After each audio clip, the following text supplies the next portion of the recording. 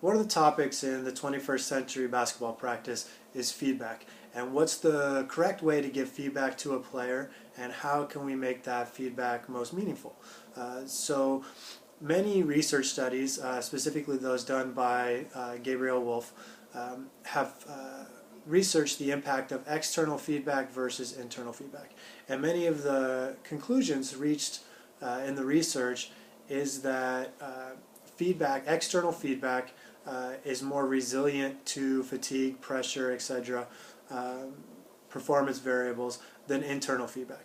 So that is, if I'm trying to change somebody's shot, for instance, let's say I'm trying to get them to shoot the ball higher or to have more of a follow-through, rather than saying, I want you to shoot the ball higher, I want your arm to go higher, I want your elbow to do this, which would be more internal based on something within the body.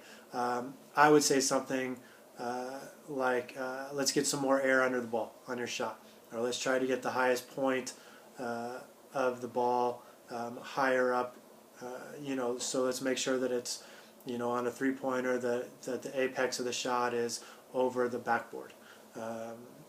Something that gives an external reference. It's away from the body. It's part of the skill, but it's once the ball is already released, let's say. So it's not directing my attention inward towards my execution of the skill. Instead, it's using an external frame of reference.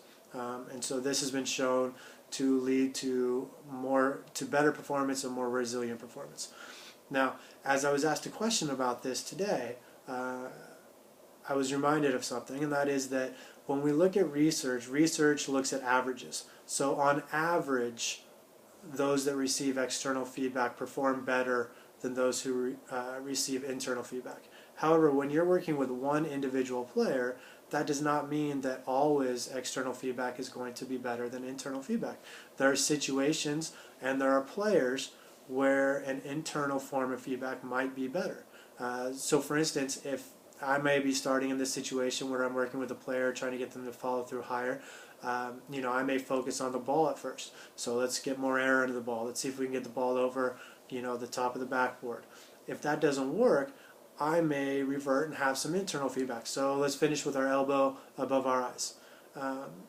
Because for each player, what they're going to respond to is going to be different. And so just because the research says one thing, that's a general conclusion, or that's an on average conclusion.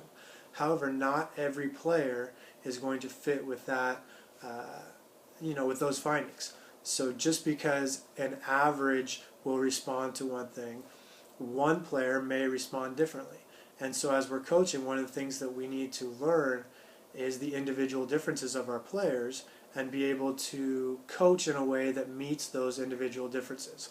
So my recommendation, start with the external feedback.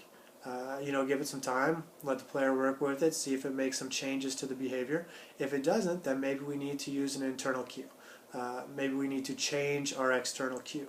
But rather than continuing to say the same thing over and over and over again and then blame the player because he or she isn't listening or they're just not learning, change the cue and see if there's a different approach that might work better for that individual player, irrespective of what the right thing may be to do or what the research may say.